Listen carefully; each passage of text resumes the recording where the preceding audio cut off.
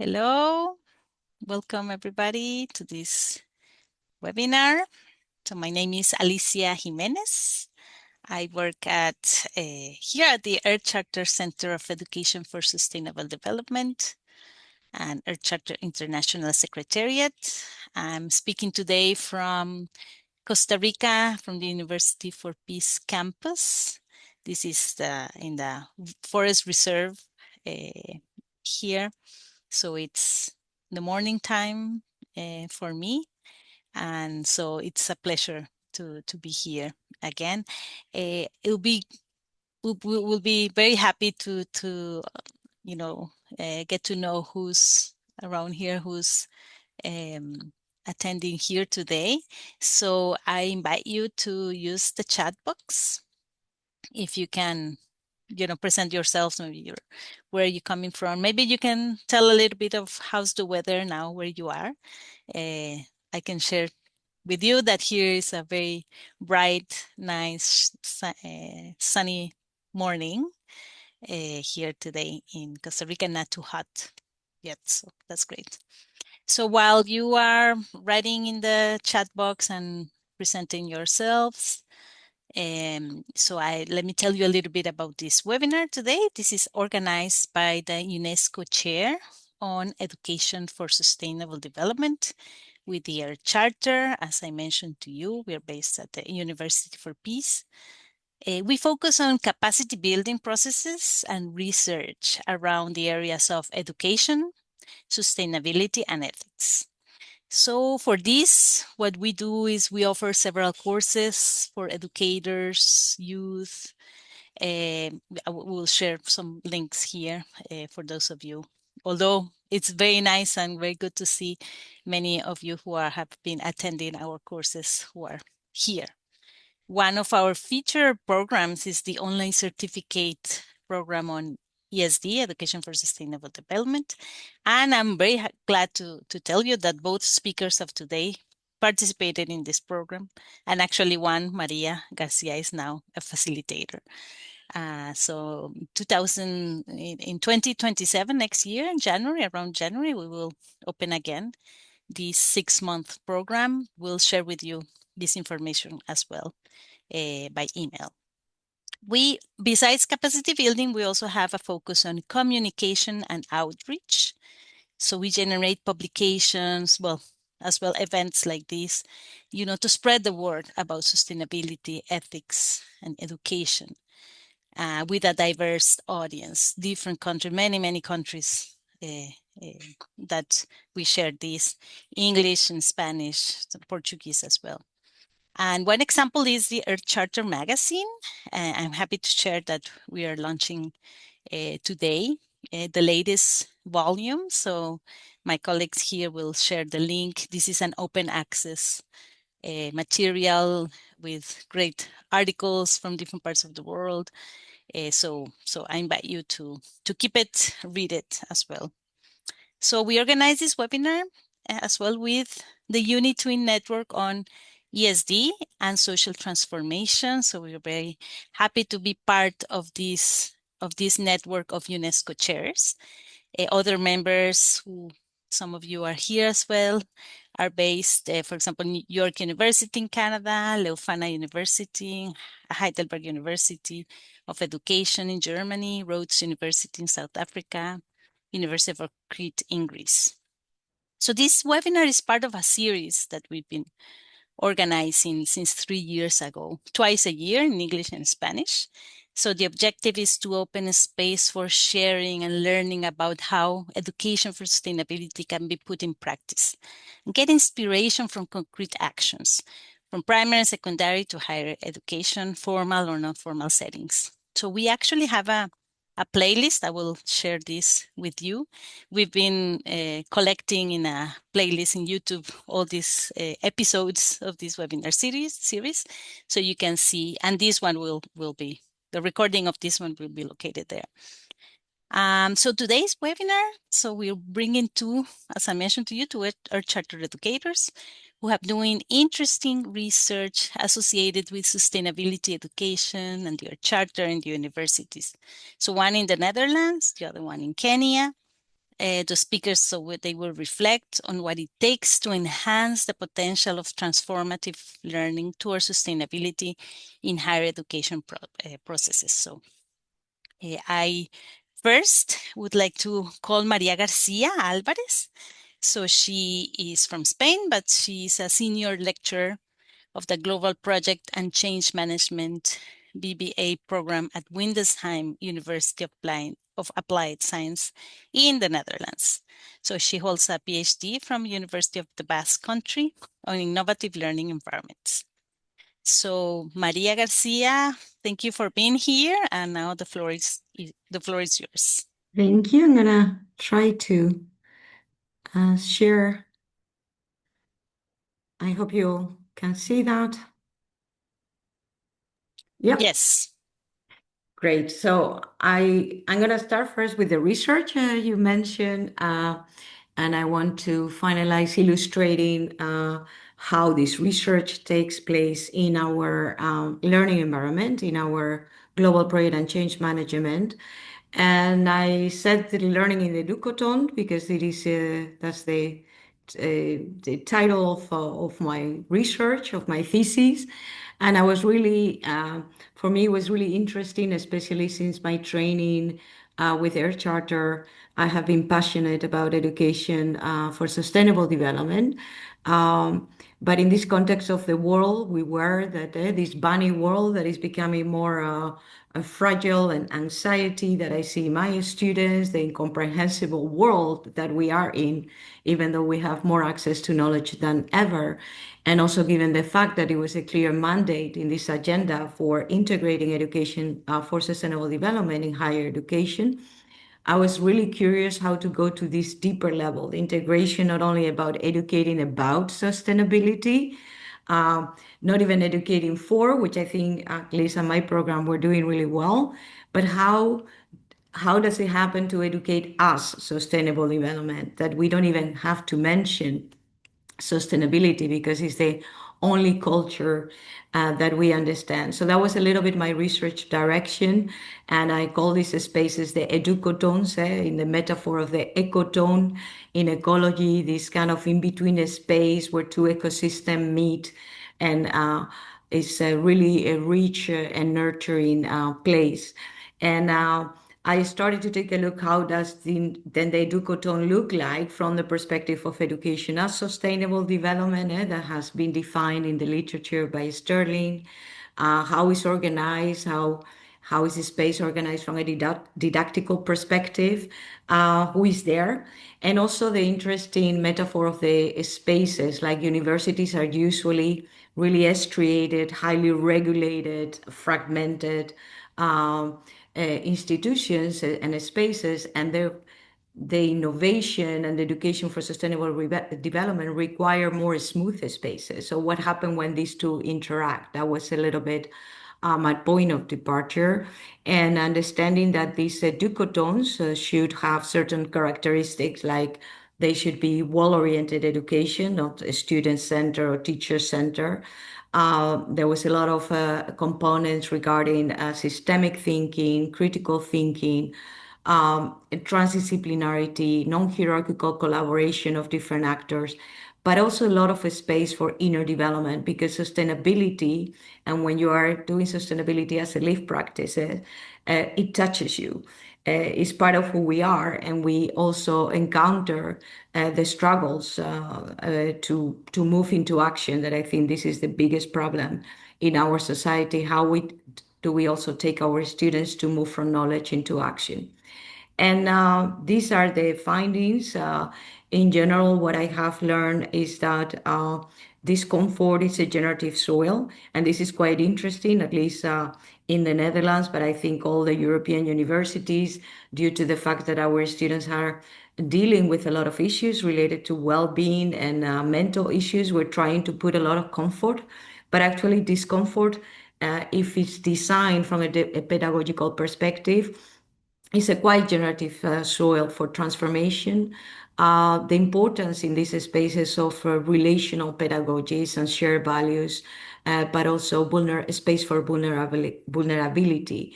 We're talking here about pedagogies of discomfort, pedagogies of collapse, and in this case, a lot of students dealing with eco grief. An interesting aspect, but this is will give a space for a lot of research, is that in these spaces, this is tricky because of the assessment in higher education. Becoming is more important than performing. However, in higher education, we like performing because we can measure that in our assessment. But how do we create then a space for becoming, for being? And then, of course, sustainability was a lived practice. It's not something you teach, it's not something you discuss only, it's something you live by. And it needs a huge component of a value approach to sustainable development.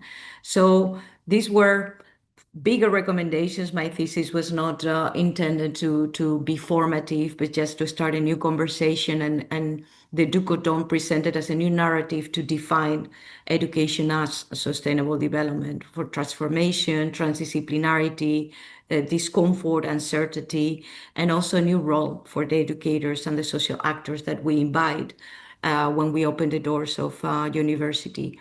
And one of the biggest recommendations is to create curriculums that are organic, that are not blueprints that we have there forever for 4 years. So now what I want to do is to give you an example of a global project and change management, because I think that through the years we have really designed a whole bachelor that can represent really well the educatone. And we have done that by three strong pillars in the design of the curriculum.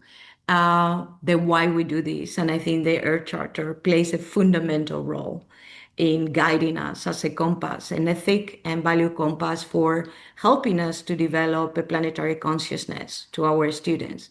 Then, of course, we have the what we do. And in this case, we have the Sustainable Development Goals agenda dictating a little bit the transitions and the things that need to be done. Previously, we worked with the Millennium Development Goals. Uh, and then is the how. How do we do this? We have embraced the inner development goals as a framework of skills and competences that are moving us to think of what we do well in university, which is training our students in thinking, in relating, in collaborating, but giving us also the tools and the skills that are really needed to focus in the being and in the action. That is really important. And that these three pillars are translated into a curriculum that is really organic with five fundamental program learning outcomes, where you also see, in essence, in global citizenship, but also in system transformation, in leadership, the essence of the Earth Charter, of course, research and innovation, and value creation. And as you can see, we don't have subjects anymore. It's a really transdisciplinary approach where we all teach together from different disciplines, and we just have blocks in year 1 and 2. The world is a block where our students need to understand the context where they are going to be operating, and we do a lot of world views. Then, of course, they have a professional block where they learn the skills and the tools that they will need for their profession. And there's an equal space for the me, for being. And their charter plays a fundamental role in these two, in the world and in the me. This is, for example, with our students take the course of leadership, of youth leadership. And what it happens is when you give them this fundamental basis of values approach to sustainability, what we see in year 3 and 4, that is full of more complex projects and more autonomy, is that they start applying these values and these pillars. So for us, their charter has been implemented in so many different layers and levels that is allowing us to construct these characteristics of the educotone that I show you coming out of my research, based basically in a world-oriented education and values-based education. Of course, their charter is in the curriculum integration, design as a pillar, really present in a program learning outcome, in the content, but it's also present in our faculty development. So I have been trained, also the colleagues from INDESEM did the certificate. And together as a little team, we also create our own mini courses, introduction to their charter, to the bigger community of our university. There's a lot of course, student engagement. Our students follow the leadership course, but they also learn in other part of the blogs about the content of their charter. They work, of course, in projects related to their charter, also with their charter partners of the community, like SOCA. And what we see is last year, for example, the 4 years value creator students came up with the idea of creating an Earth Charter seal for farmers in collaboration also with our Earth Charter network here in the Netherlands.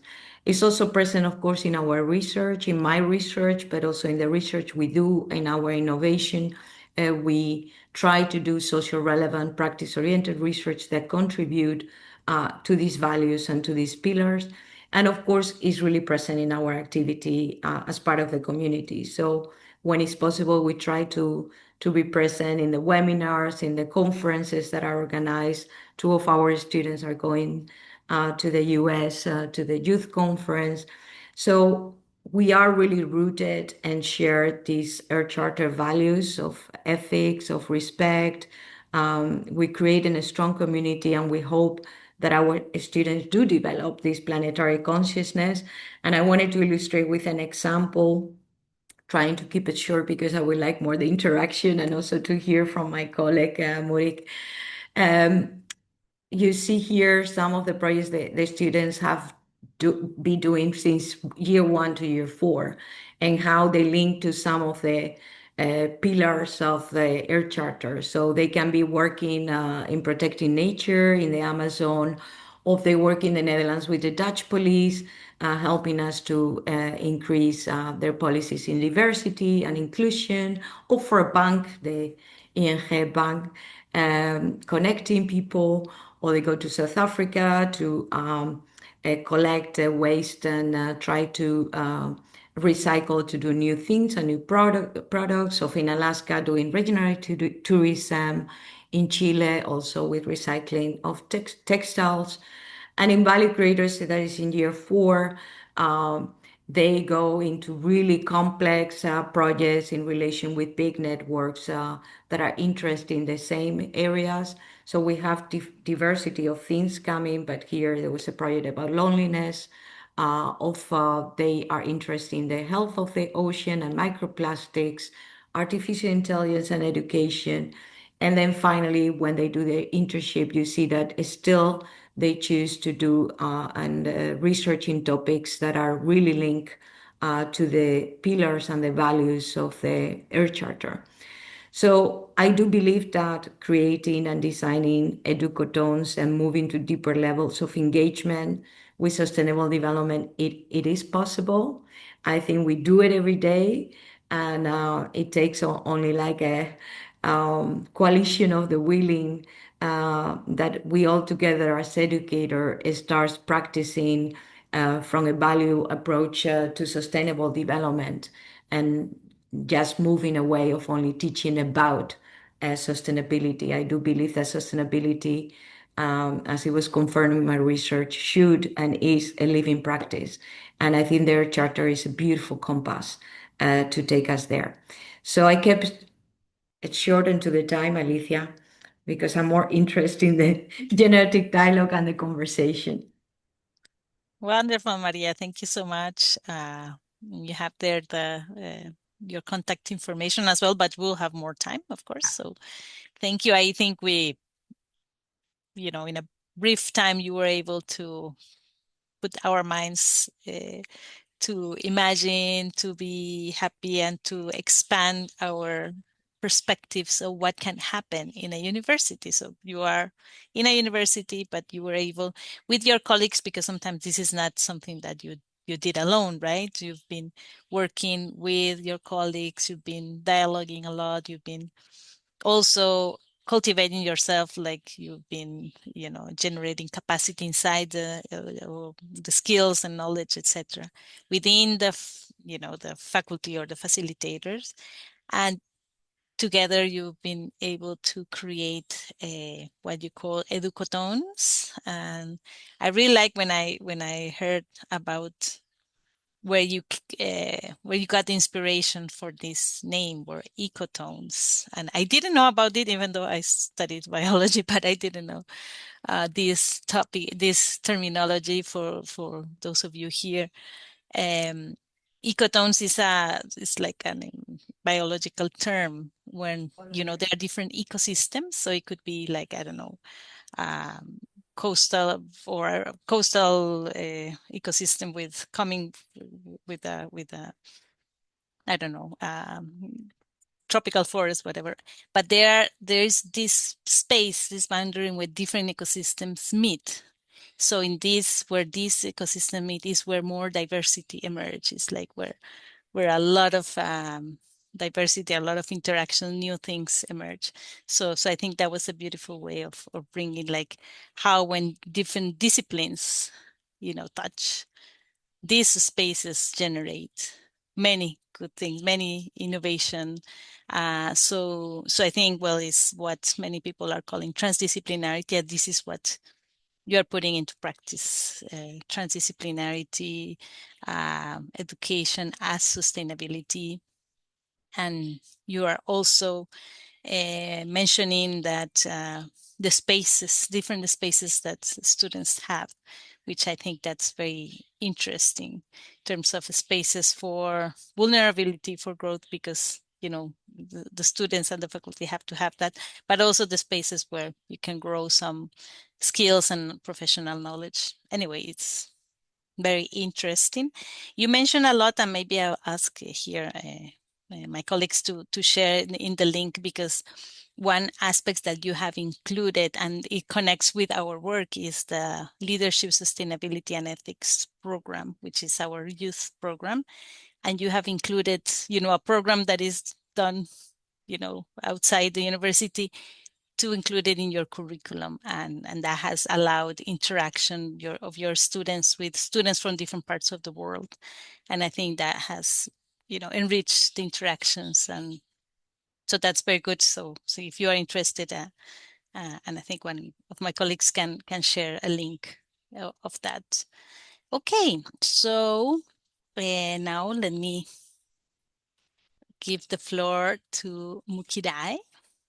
Welcome, Mukirae. Let me introduce you to Mukirae. So he is from Kenyatta University. He's a lecturer, researcher, consultant as well, the Department of Educational Management, Policy and Curriculum Studies in Kenya, also the Department of Education and Lifelong Learning, as I heard from him. He holds a PhD in Educational Policy and Planning, and has been he was part of, with his colleagues, on the online certificate on education for sustainable development, and has been also collaborating with UNESCO a lot on ESD programs. So Mukirae, if you want to as well mention something that I missed, but thank you so much for coming here and share about your experiences there in Kenyatta University.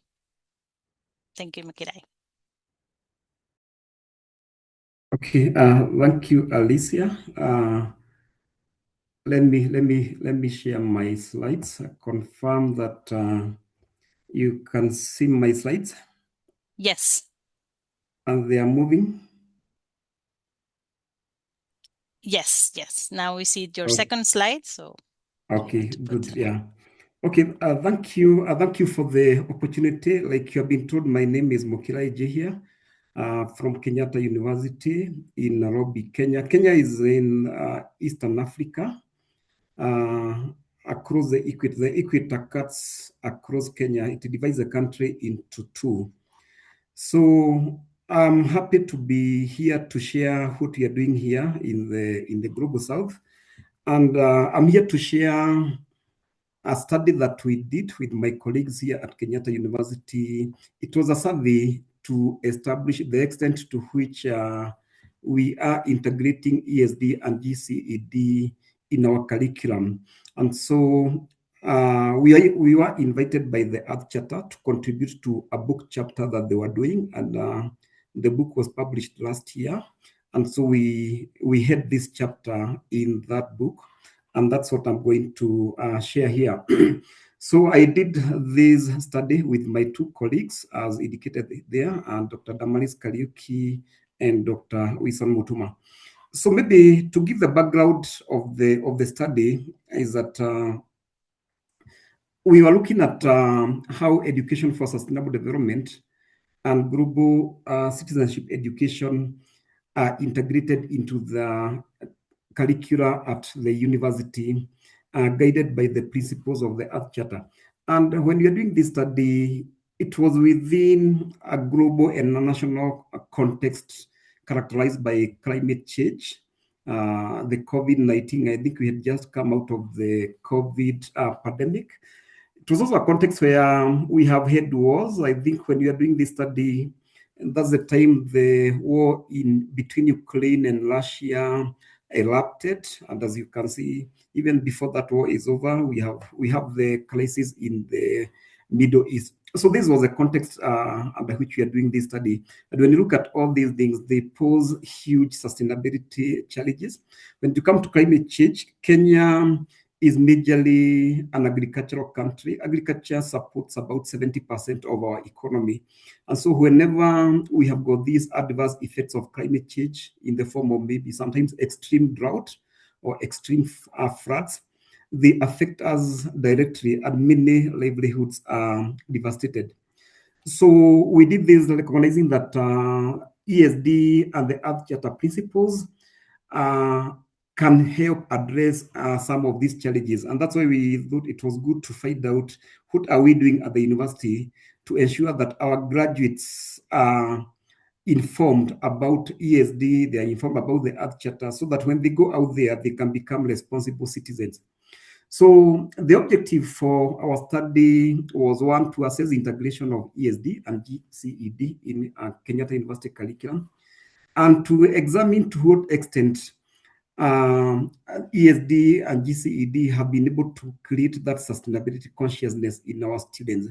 So we were guided by some very research questions, one seeking to understand the extent to which ESD and GCED have been integrated into the curriculum, and also trying to look at what practical activities and what pedagogical approaches are being used. So the study was a qualitative study. We selected some second year and some fourth year students, and we did focus group discussions with them. And we also did some key informant interviews with some lecturers, and we are able to analyze the data thematically. So when it comes to the key findings, one is about the understanding of ESD and GCED. And the students demonstrated a reasonable understanding of sustainability and also education for sustainable development and also GCED context. And the students responded that they had gotten this understanding from some course units, the key one being EEN 110, that is Environmental Education and Sustainability, that is offered by the School of Environment and Agriculture, and is one of the core units for those students who are training to be teachers, those who are taking a Bachelor of Education degree program. Then there's also another program called the Growing Leaders Program. This is a certificate course offered by the university to fourth-year students to teach them leadership and ethics. And I remember, I think some 2 years back when this curriculum was being revised, I participated and I ensured that we introduced the aspect of ESD in this curriculum of the Growing Leaders Program and also the principles of the Earth Charter, so that our students could be informed about these late at an early age when they're undergraduates. Then for global citizenship education, the students mentioned that we have got a course unit EFN 400, comparative education, which introduces them to that. So the students did mention that by going through these courses, they had come across Earth Charter principles, but they said that it was to a limited extent. They did not feel very comfortable. With regard to the integration of ESD and GCED in the curriculum, the study did establish that yes, they were integrated in the curriculum, but it was not evenly done. There were some units where integration was done, but there were many other course units where that integration was not there. And we noted that the integration was strongest in the School of Education and Lifelong Learning, as well as in the School of Agriculture and Environment. But when you go to the other schools, the presence of that integration was not very visible. And the key challenge that was pointed out, which was leading to low integration, was that many of the faculty members did not have the capacity. So lack of capacity of the faculty members was a key barrier to integration of ESD and GCED across the disciplines. And one of the respondents mentioned that the lecturers were very narrowly specialized, meaning that they just focus on their area of specialization without creating those linkages with life and with the other disciplines. And so this means that the study established that there was need for capacity building of staff. When it comes to the pedagogy, we also established that although ESD and GCED are handled or they are taught, the teaching is heavily theoretical. There are very few practical activities that learners are involved in, and both the students and the learners, they did mention in the interviews that they would prefer a more practical, experiential, and participatory learning. But we can attribute this to the lack of capacity of the faculty members that we have mentioned. Then we wanted to find out what practical activities they are involved in, and we established that most of the practical activities they were involved in the environmental pillar. There are many tree planting activities, many cleanups, and so the focus was more on the environmental pillar. Though a few students mentioned that they had participated in activities focused on gender-based violence, and this we could say is focusing on the social pillar. But overall, most of the activities were focused on the environmental pillar. And this means then that there is need to introduce students to a broader view of sustainability that goes beyond the environmental pillar. And our feeling is that if the students could have a more in-depth coverage of the Earth Charter and its principles, then they will be able to have a broader perspective. So a summary of the key findings is that one, students expressed a fair understanding of ESD. That came out quite clearly. But there was limited integration of ESD and GCED in the curriculum. And I remember when it comes to GCED, one of the interviews, the rating that was given was about 3 out of 10. And so that means that there's a real gap. Then the other key finding was about the theoretical pedagogical approach to ESD and GCED. And this could be attributed to the lack of capacity by lecturers to fully integrate ESD and GCED and use ESD pedagogies, the current and ESD pedagogies, which are more experiential and practical based. And there are also few practical activities, meaning that the students were mostly confined to what they learned in their lecture rooms and maybe the few activities that they did within campus. But the linkage with the community, the linkage with the sustainability issues out there in the community was missing. So recommendations, we did make recommendations to the university, and one was that there will be need to make the course unit, environmental education and sustainability, a course unit that is compulsory for all undergraduate students in the university. Like I mentioned, currently, it's only offered to those students in the School of Education and in the School of Environment. And yet we have got 7 academic schools in the university, meaning that students in the other 5 schools are not getting this. Then there's also a need to retool the faculty members across all departments so that they can be able to integrate ESD and GCED in the different course units. Then they also need to expand hands-on community-based sustainability activities beyond the classroom. Like we mentioned, most of the learning was theoretical, and the few activities that students were engaged in were within the campus, but they need to go out there and engage with the community. Then the pedagogical approaches need to change, and the students express that. the need to use experiential learning approaches so that they can be able to relate the theory that they are learning with the issues and challenges that are out there facing the society. And then there's also need to go beyond the environmental pillar, because the focus seems to, of the most of the activities that the students were engaged in were focused on the environmental pillar. And there's a need to deepen the students' exposure to the Earth Charter. Though they mentioned that they have been exposed to the Earth Charter, but the exposure was quite limited.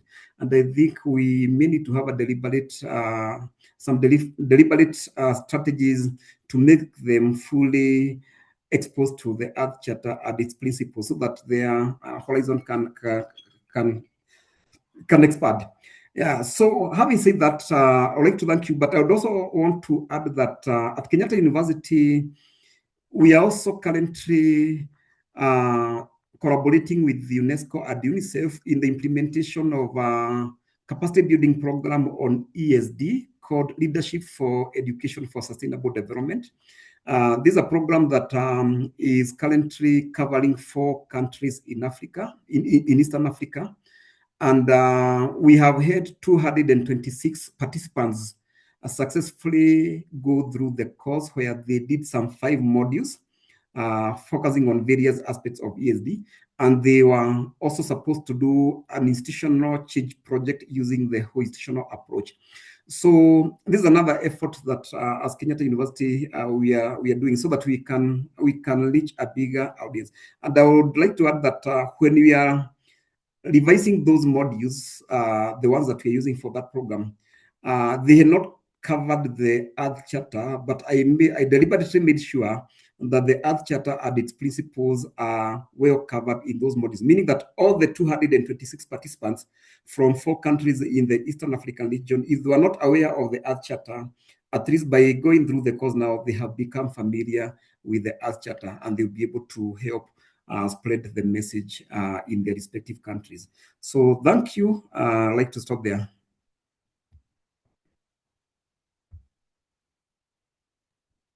Wonderful, Mukirae. Thank you so much for taking us to Kenya, to the work that you do in Kenyatta University. Very, very interesting. Well, if he was referring to this book, I don't know if you see it there, Education for Sustainable Futures. So you see, well, Miriam Vilela, who's here with us, is one of the editors, with Douglas Brown and Bourne, and Namrata Sharma. And so you've been you know focused, and one of the things that you've been doing in your university, see how you can integrate this ESD and global citizenship education, integrating there. And what you are telling us is that it's not super easy, but you are finding what is challenging about it, how to do it, how to make it happen. One of the things that I think you mentioned in the article is that the political environment in Kenya supports this, right? There is a public policy, public education policy on education for sustainable development. So this allows universities or education institutions to work on this, but there are different challenges. You're saying, for example, the importance of capacity buildings of the lecturers, facilitators, professors, the pedagogical aspects, how to make it not too much focus on lectures, but have a more diverse pedagogical elements to make it probably more experiential, etc., more practical. Is to make it more even in all disciplines that you could talk about this. The involvement of students as well, were the students involved in integrating this? So I think this is very interesting. And the last thing you were saying, what a big project. Maybe we in the comments later on we'll get to, maybe you get to expand a little bit as well this, because this is a big UNESCO and UNICEF project, which is good that they are doing capacity building. This is for primary and secondary professors, right? Educators, Mukirae. These Okay, 260 no, most of them are teacher educators and TVET teacher instructors. educators. Teacher Yes. Okay. educators and TVET instructors, yeah, and Yeah. educational policy makers, yeah. Yeah. Okay. So it's those who train the teachers in these countries, in these 4 countries in Eastern Africa. That's wonderful. I mean, you are influencing so many other people and so many educators in this part of the world. So thank you so much. So now I want, before giving the floor to you and the audience, I want to ask Maria if you want to reply, make a comment, a question to Mukirae of what he has shared, what you have learned about what he has shared. Yeah, thank you so much, Mukirae. I think it's very important research, and I think a lot of the things you mentioned resonate with a lot of papers that I have read from other universities in my own research. And I thought you mentioned something that is really paradoxical. The students, the results were that the student fairly understand education for sustainable development, ESD, when actually they should be the beneficiaries of integrating these practices, while the lecturers lack this knowledge. And uh, I was wondering, can you get these students to teach your lectures for next semester? Okay, yeah, that's an interesting observation. Yeah, it appears paradoxical that the students have a fairly good understanding of what ESD is. And I think they have gotten that from the modules that they have gone through, the theory part of it.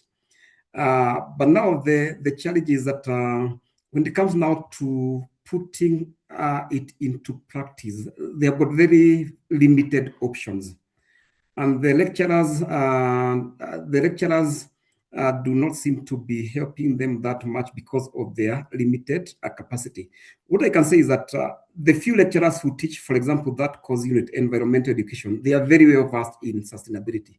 But when you go beyond now to the other lecturers in the other areas who are also supposed to integrate sustainability into their other programs, maybe business, medicine, physics, that one, now you find that it's very limited.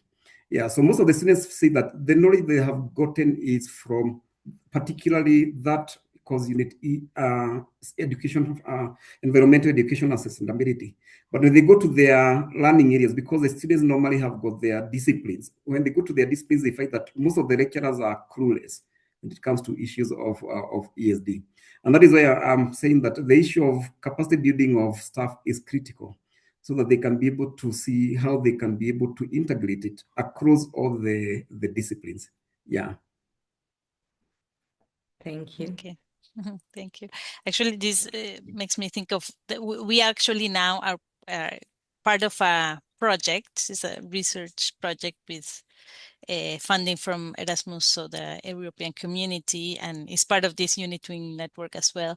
It's called Act for SDGs, but it's about that topic. Is because we've seen that this capacity building in professors, lecturers, etc., is needed across many universities. So we are working with 10 universities, and where they are giving some training on lecturers of different disciplines. So it could be from law, engineering, etc.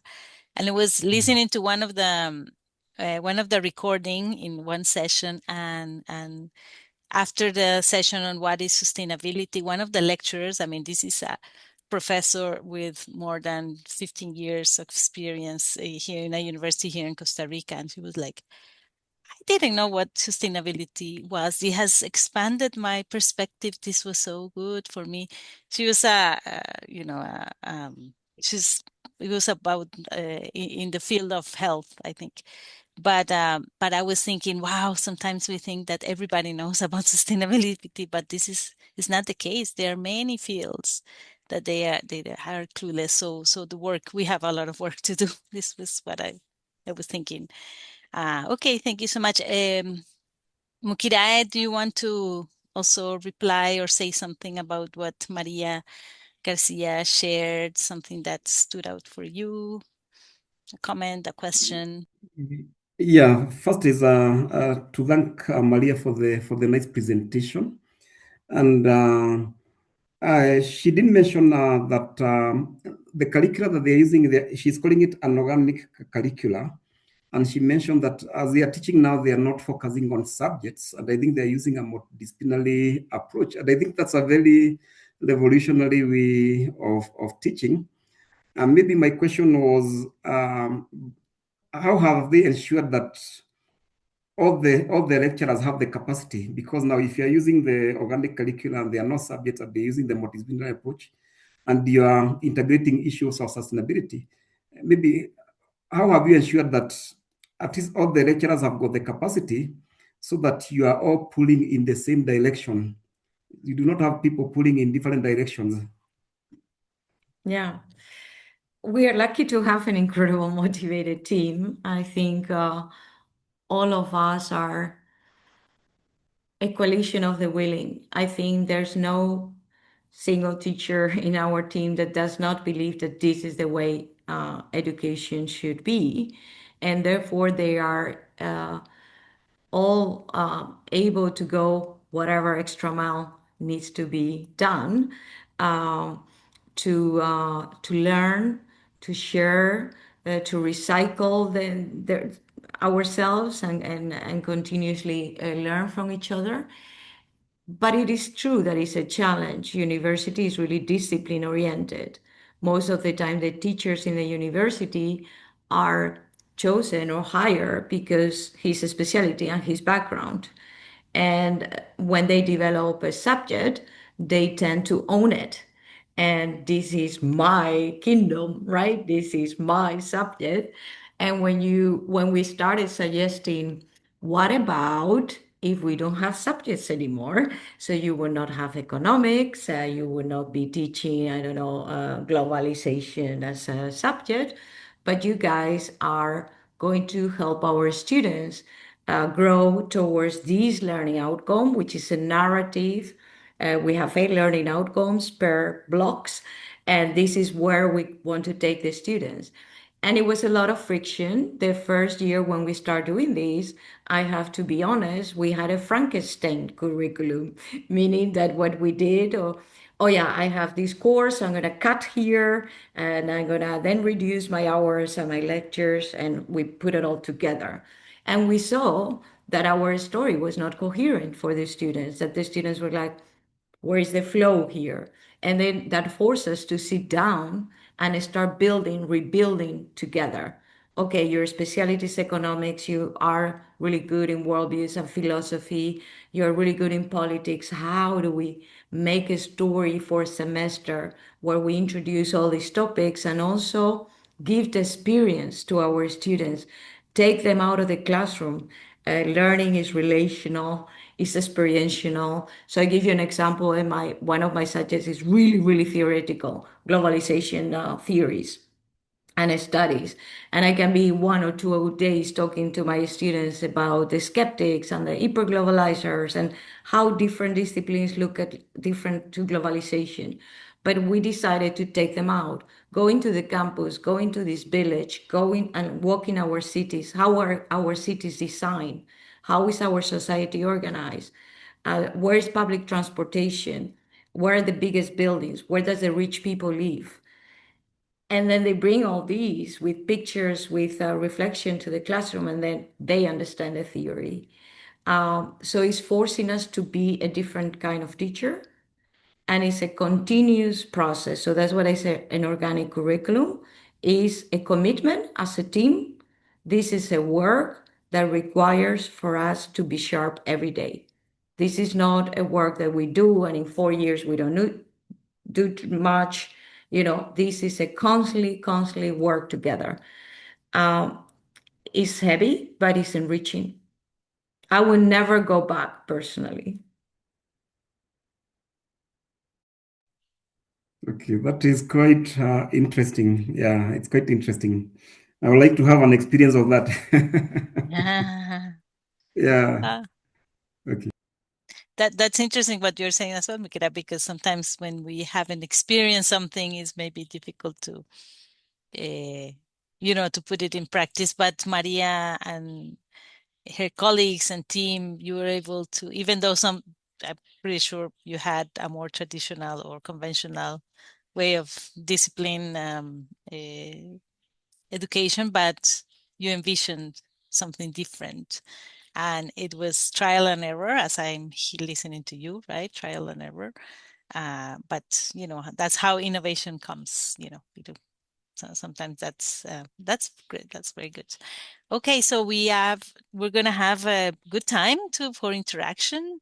I invite you if you want to speak. I know Miriam, our colleague, has put several questions. I don't know, Miriam, do you want to open your mic and ask your questions and comments? Thank you, Alicia, and thank you very much, Maria and Mukirae.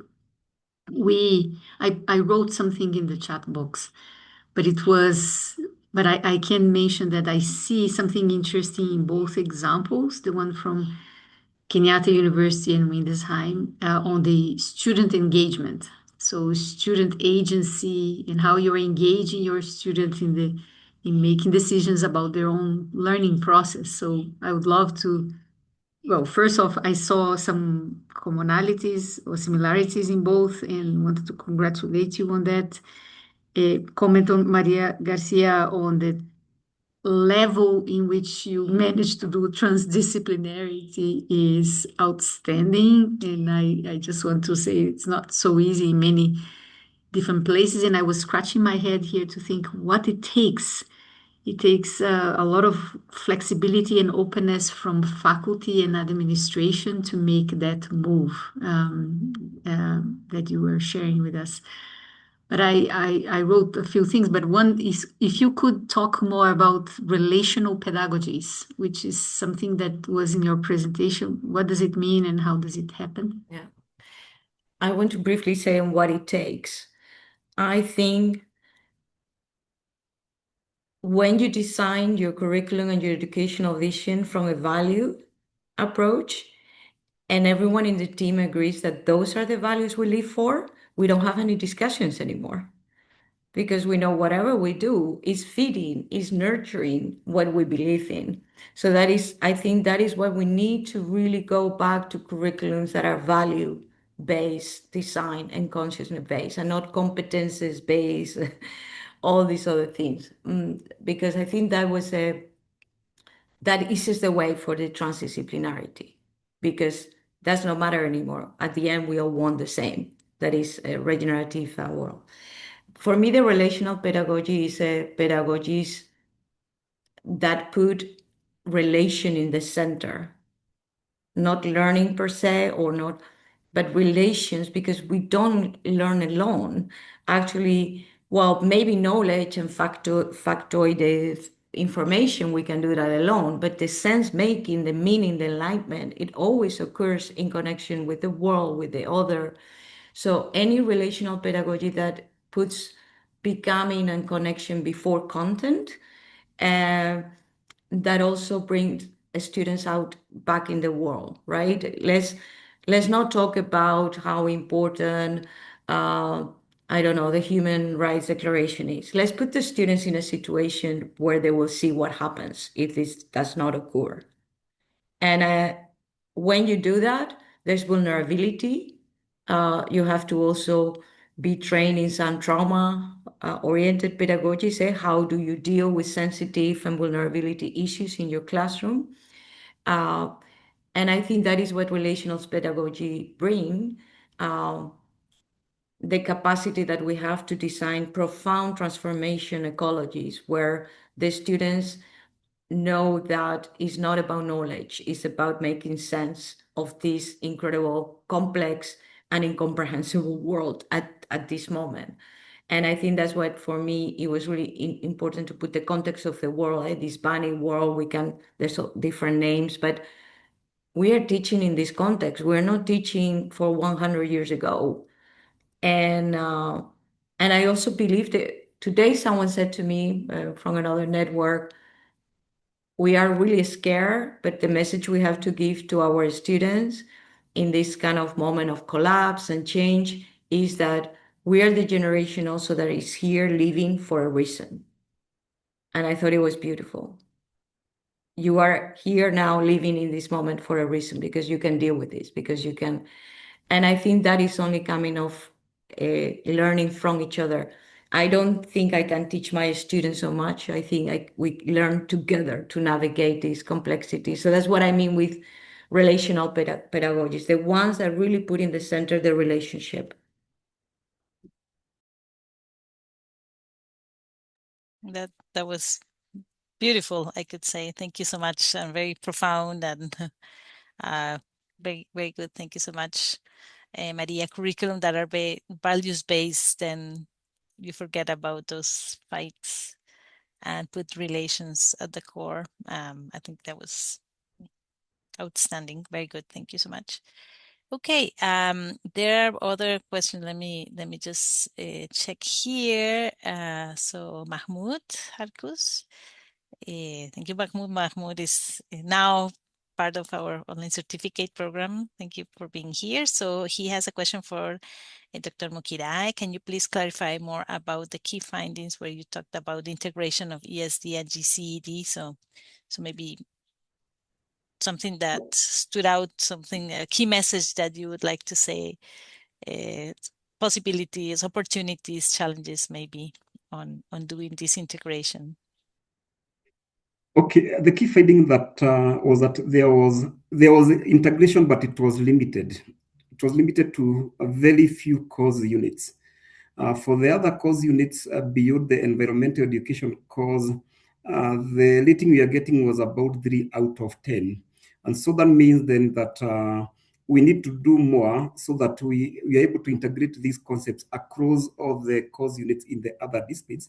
That can only happen once we are able to build the capacity of the faculty members. Thank you. Okay, very good. Let me see here. So, wait. Susip, I think she's saying that well, she sees some things incorrect. Oh, you're raising your hand. Do you want to open your mic if you want to? Thank you very much for the opportunity to speak with you all. And this is a most fabulous dialogue, because what I'm hearing is that it's a movement. It's not a decision to find the unique ways to empower the individual, the students, and in doing so, the teachers. Because what we're doing is reminding each person that they have individual and unique power and a unique mission or a gift to give the world.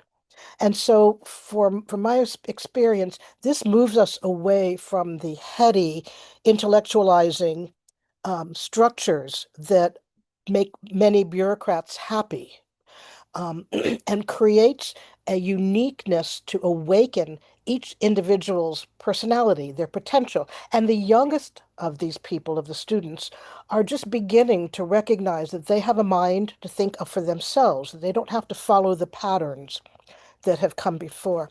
So the opportunity for teachers to create value, to recognize the immediacy of the moment and the power that each one has, no matter what our sufferings and struggles are, because that is part of the nature of being in the world at this moment, being alive. It is how to transform that into how to take the information, the knowledge that we're gaining, and transform that into wisdom. Because we need all people to contribute to society to help elevate it, to help create the harmony amongst people and to create friendships. And that is not done with an ego. That is actually done with the compassion. And a good teacher, in my view and experience, is one who is able to create a relationship with the student so that they create a relationship with themselves.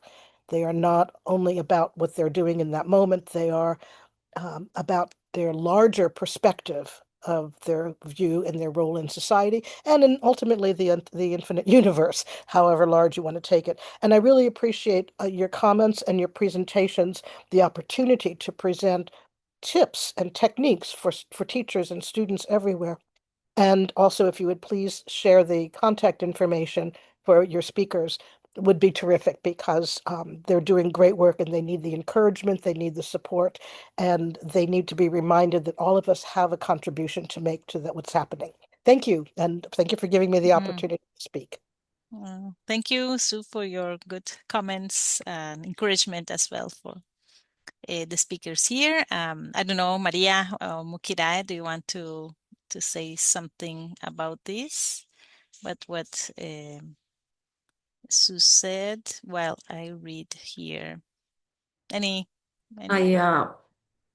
I really appreciate it, Sue, and I also think that I am so privileged to live in this bubble, and I say bubble on purpose, because we are a little bit sometimes an island in a huge university that is also trying to change, but that does not manage, or is always like a problem, or is bureaucracy, or in this case in Europe, a lot of countries like the Netherlands, the money from education and from health goes to defense because we have to increase the money we give to NATO.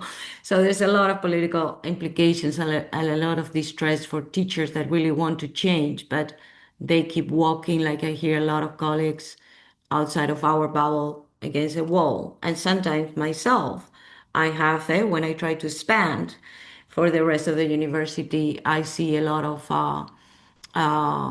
resistance.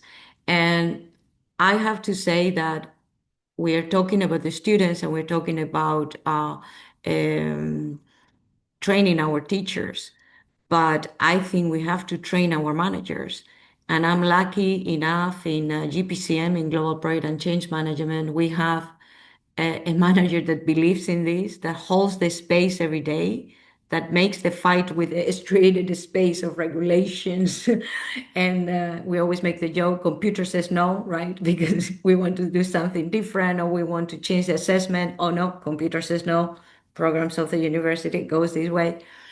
And as I think there was a question about accreditation from Maria, how do you manage with accreditation? Well, we did manage. We just had an accreditation recently, and we were able to tell our story. Why do we do it this way? Why do we, in some standards, we get out of the norm? And why do we believe that it should be this way? And then we had a good thing to show, which is our students. What our students are doing is just amazing. So yeah, we can show you that this education is working. So we did pass accreditation, actually with high standards. But I also think that you need not only teachers, you need a community. So you also need managers that say, this is what we want, this is what we're going to do. And I'm going to fight your fight in the space of the striated, regulated universities. And we need more of those. We really need more of those. That's great. Yeah, thank you for addressing Maria Vilches also this question, which is, a question that maybe many of us had in mind. And most likely this is the programs like this are the ones that, are changing the accreditation schemes probably. So, and congratulations because you got that. Wonderful. Yeah, and they want your email addresses. So Mukirae already shared. Then Maria can share it later. Let's see. There was also another question here. Hudson, he said, "How can ESD and Earth Charter be embedded on lives rather than learning per se?" Or maybe, probably is how to be integrated in a more holistic way. I don't know if you, Maria, and well, Mukirae, maybe if we can start with you, and then Maria, if you want to, if you have some comments about that. Okay, yeah, I think it's a good comment, and I think Hudson is addressing the issue of the heart, making the question of sustainability something that somebody feels, so that if you're talking about creating a sustainability consciousness, there is the issue of there is the mind first, the teaching through the mind, but then from the head you have to move to the heart, so that now that you encompass now the feelings and the values. And the sustainability journey can only be won once we have managed to win the individual first, because sustainability starts with the individual. Once we are able to win the mind and the heart of the individual, then that is what now translates into action. When it comes to their actions now, they are actions that promote our sustainability. And so when we are able to do that now, we are able now to move from the individual, and he becomes an agent of change in the society. So even in our institutions, I know we are seeing that there's an issue of lack of capacity of the lecturers. And like you, I think, Alicia, you mentioned that one of the professors recently said he did not know anything about sustainability. And I think that is what happens to many of our colleagues. And the moment we are able to sensitize them, we appeal to their intellect, and then from there it moves to the heart. Then they become converted. And when they become converted now, they'll be taking action on their own without being prompted. So I think that's what I can say about that. That's great. Yeah, No, that's great that I totally agree. I will say, for example, in our curriculum in the world, we discuss their charter as a document, a history, because we discuss all the agendas, we discuss from the limits of growth to the Brundtland report, etc. So it's more theoretical, and but in the me of part of our curriculum, the students go into this lived practice. But what does it mean for me? So they reflect, they create goals for themselves on how can I improve in this area, or how can what does it mean universal responsibility for me, and how do I practice this in my everyday life. And I think sometimes we do much more than what we think.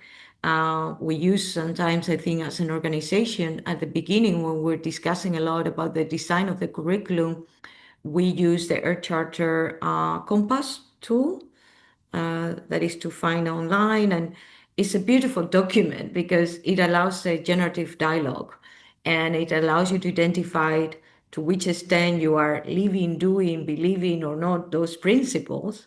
And it's a beautiful scan, and it started a conversation from the individual. So how do you live this as a live practice and not just like a document? Or so there's a lot of, I think you have to start with at least with the students with that, to make it, own it and understand it from their own life, and then they make it. Yeah, a lot of the students have said their charter has become the compass of my life. And I thought that is beautiful, because then whatever they do in their life, professionally or personally, is from this sense of belonging to a planet, to a community that we have to take care of. So I think that is the starting point. Yeah.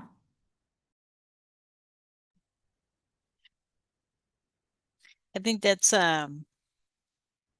something great to think that, sometimes something like the Earth Charter can stay with those students later on, because sometimes when we were at least when I was student, many of the documents I don't remember or don't want to remember.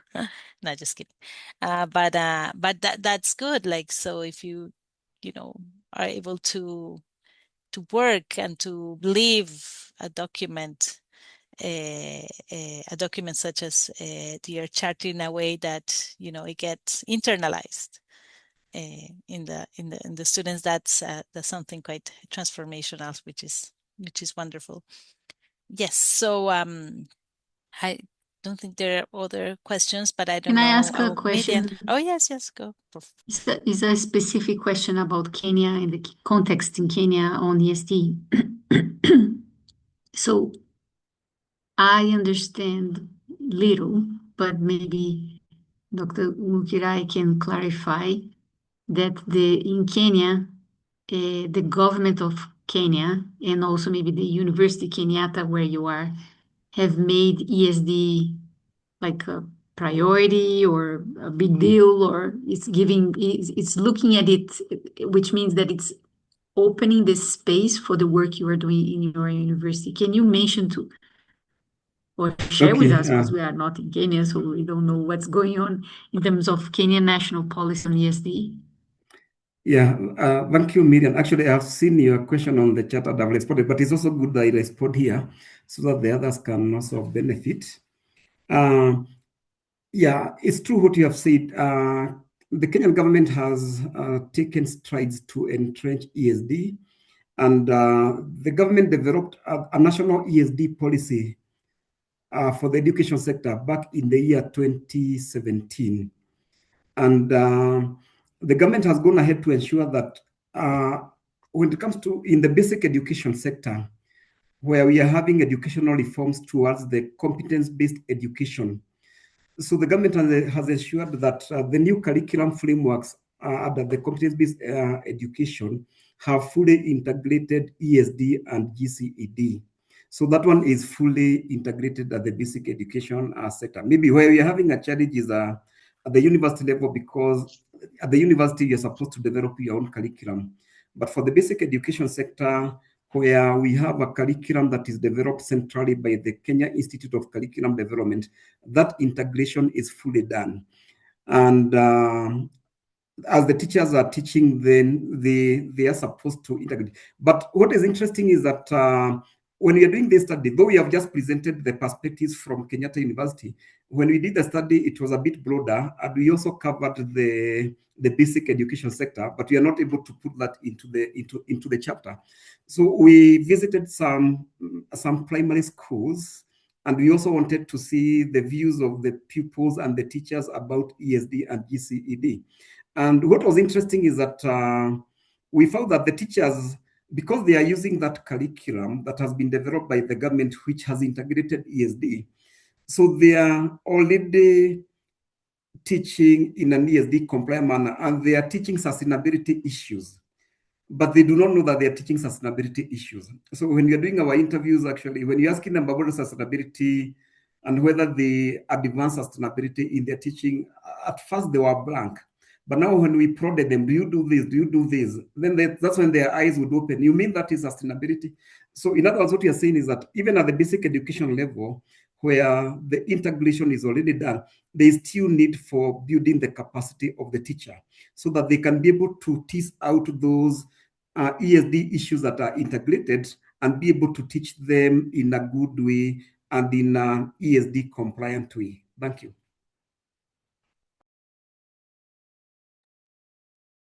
Okay, no, that's fantastic work, and it's good to have that. Not many countries have the an ESD public policy. I don't know which many countries, but at least here in Costa Rica there is. We know in Germany, not sure in the Netherlands if there is, but so it's good to take advantage of that, political environment for generating this type of opportunities. Okay, thank you so much. Let me see if there's something else. And talking about ESD, because I know, well, Maria's PhD, I mean, she finished her thesis, and I read your book, your work. I was really inspired. What do you think, Maria, is going to, or is a good or most important main contribution of your research to the field of ESD? What do you think it can allow? How many ESD practitioners? Well, we have here now Mukirae from Kenya, but they're from different countries. What do you think would be beneficial for the field? I personally, when I started to put it all together in the book format after finalizing the research, I remember to read something, I don't know if it was in LinkedIn, or someone that was saying, I had enough of all this research about education for sustainable development. Let's start doing. And yeah, I think it was never my intention to do a formative work. This is how you should do things. No, because as I said, it's relational, it's contextual. So you have to. So I think my contribution is a conversation.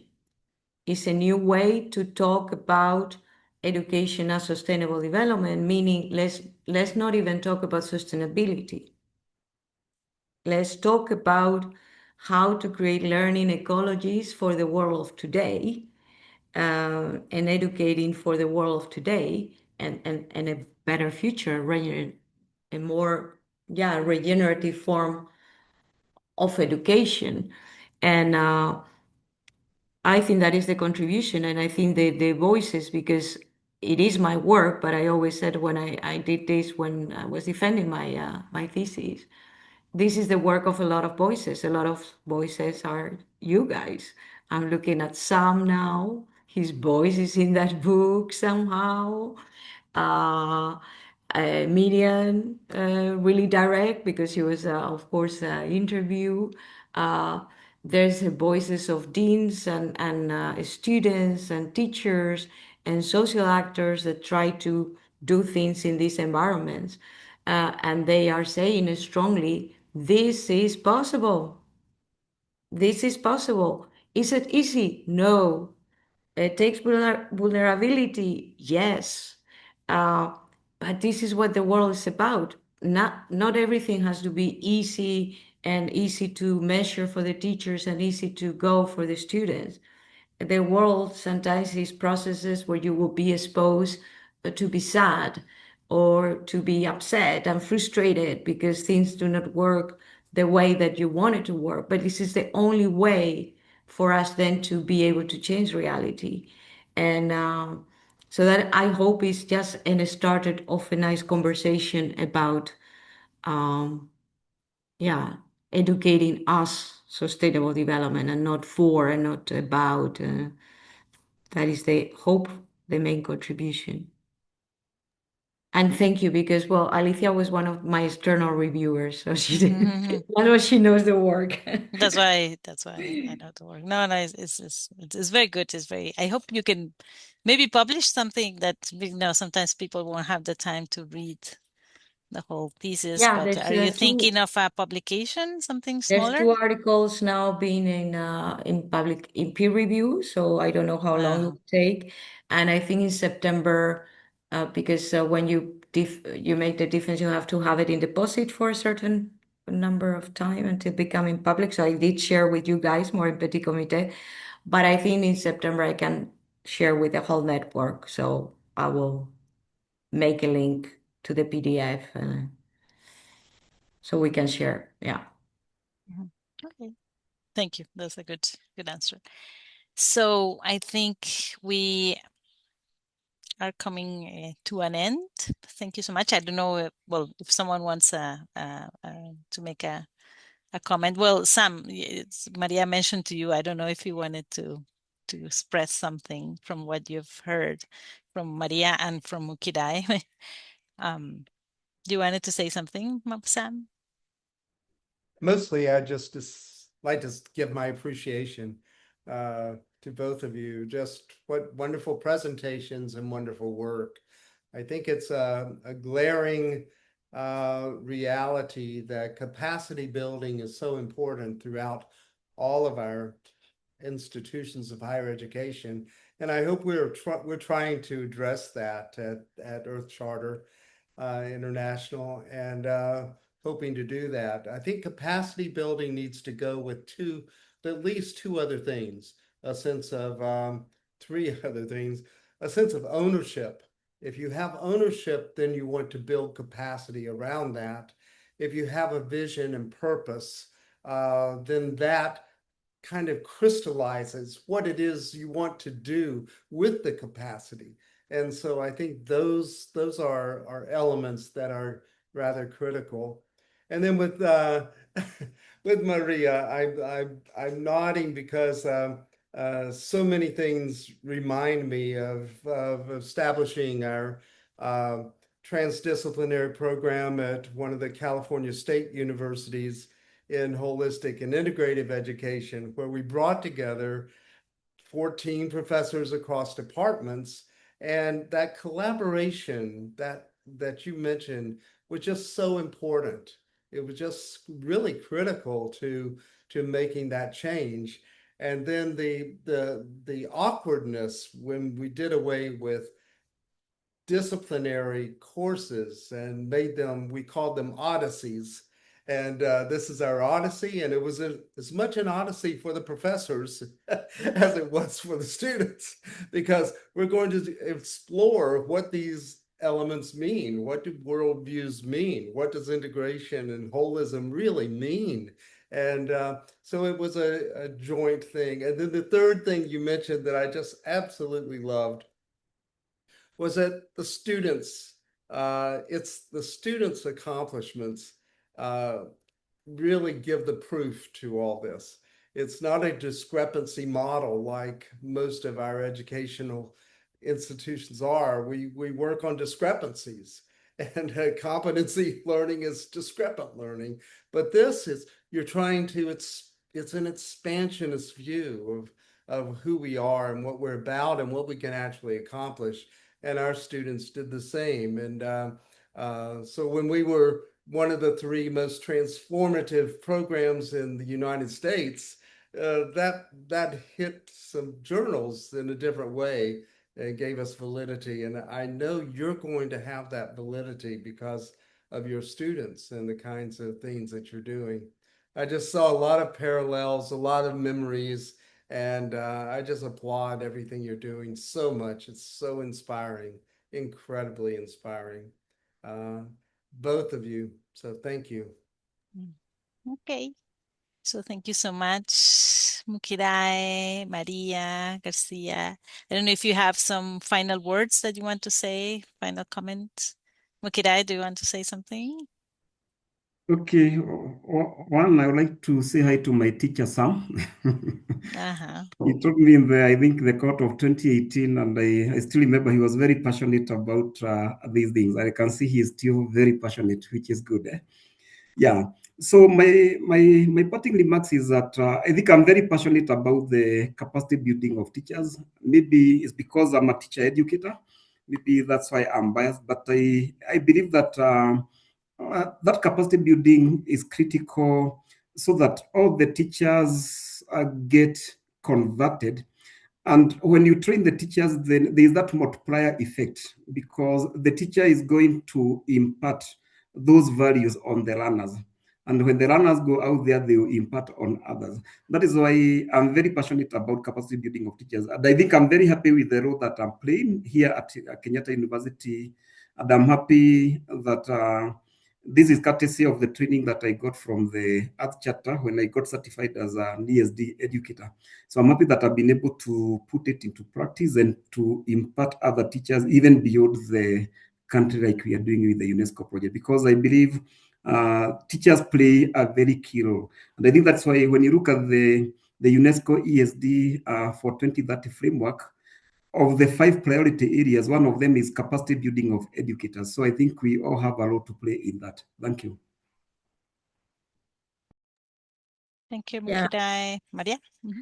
I just want to say, reference back to how much we learn from Sam, from Mark, from you guys in this course. I also remember, I think it was Mark who explained to us that there was this disconnection, right, with the way the ecosystem functions and lives with the system we're trying to imitate all the time as humans, the financial market. And this disconnection, because we're not operating in our natural system, is taking us to this disbalance and to this eco grief. And I have the same with education for sustainable development. I went to the training and found you because I was totally lost. I knew that I wanted to do a new form of education, but I didn't know how. And once I found this center, I don't want to go back. It's impossible to go back because it is the goal and the purpose of education.